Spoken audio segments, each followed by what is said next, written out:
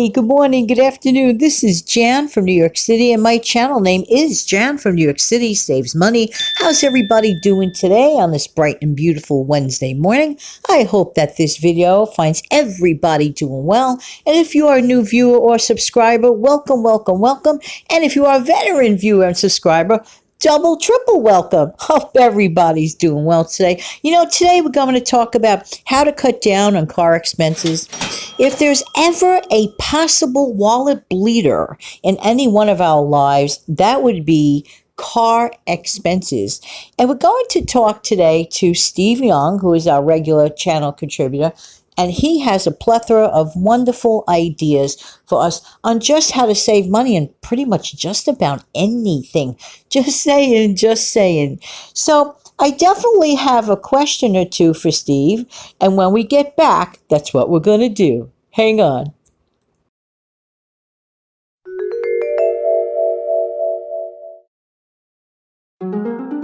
Everybody, I have a couple of questions for Steve in terms of saving money on car expenses.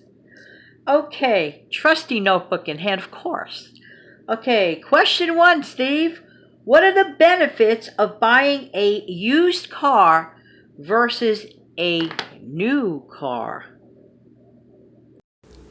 Buying a used car is a much better option because the depreciation value has already fallen off the car.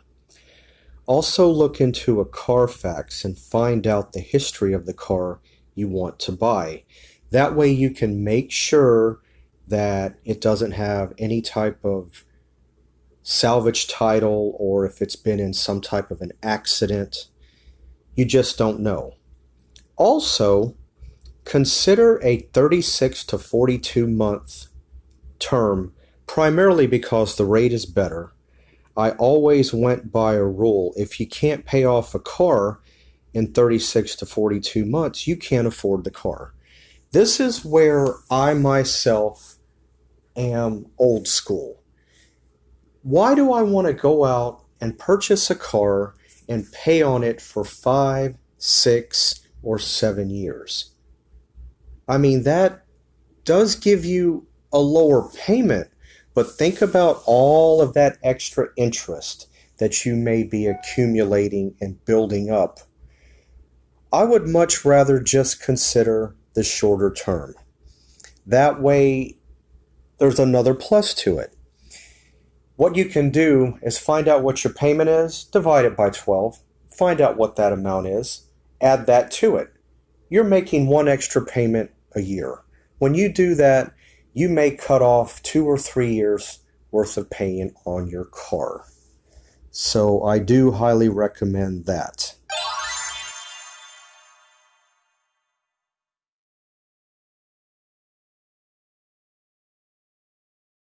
Thanks so much, Steve, and I totally agree with you on every single point you just mentioned. Very good. Now here's one. All my life, okay, well, at least the last few years, I often wondered, and maybe some of you out there wondered too, what the heck is the difference between a pre-owned car versus a used car, if at all? Steve? The difference between a pre-owned car and a used car: usually a pre-owned car, not in all cases, is certified, meaning that it's had all the parts and tires replaced on it. You're primarily, for the most part, getting a refurbished car. It also includes a similar warranty to having a new car. It is something that I do recommend that a person consider over a used car, because a used car is exactly as you see it. You're buying something as is, or whatever warranty is remaining, depending on the mileage, and then you're pretty much responsible for all of the repairs thereafter, because the warranty has gone away. I highly recommend considering a certified pre-owned car because it is a buyer's market, and a lot of the time you can negotiate a really good price on one.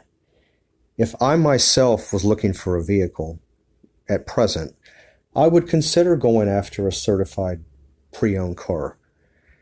You're saving money, you're getting the equivalent of a new vehicle, and you also have peace of mind, which is a big help to all of us.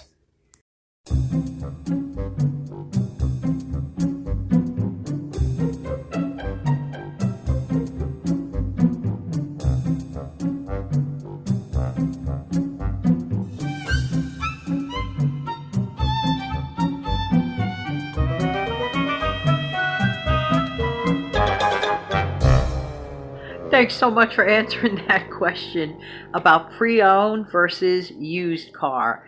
There really actually is a difference. At first glance, when you're listening, anyone could think, oh, it's just the same thing. But the truth, and in fact, for anyone who might have been wondering, there is a big difference. Thank you, Steve. I have one final question. And the question is this, trusty notebook.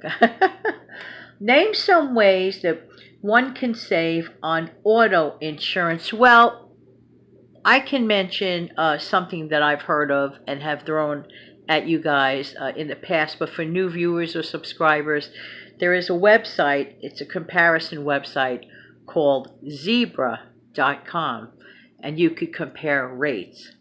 Because there are situations in life that come up that have changed. For example, maybe when you were paying a certain amount of insurance at one time, you might have been overpaying for the circumstances of right now.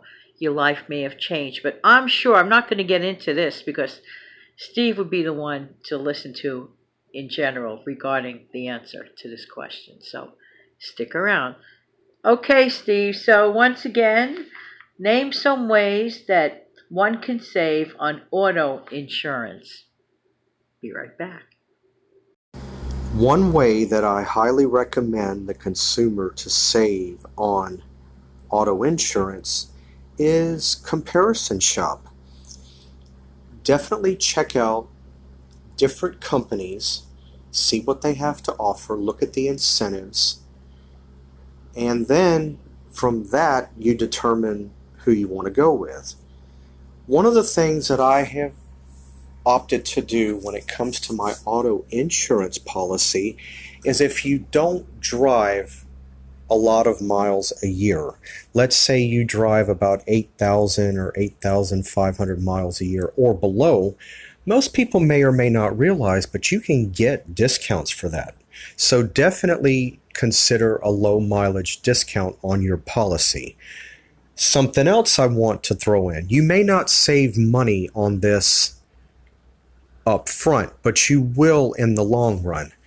When you go to choose your deductibles for collision, comp, consider paying a little bit more up front now, whereas later, if something does occur, it's less out of pocket. So in actuality, you're saving money later down the road if it ever does arise and you have to take advantage or use your deductible that is on your insurance policy.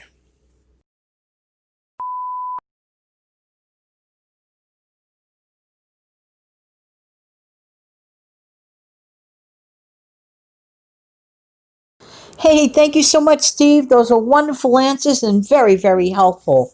And in the meantime, this has been Jan from New York City. Thank you so much for viewing. Why? Because I really do appreciate your time. Don't forget to come back the next time with some more information and whatever else, humor, whatever we can bring you, we'll bring it to you. And we hope you walk away with a smile because that's exactly what everyone deserves. Have a great day, everybody. Going to close off with a little bit of music. Have a wonderful day.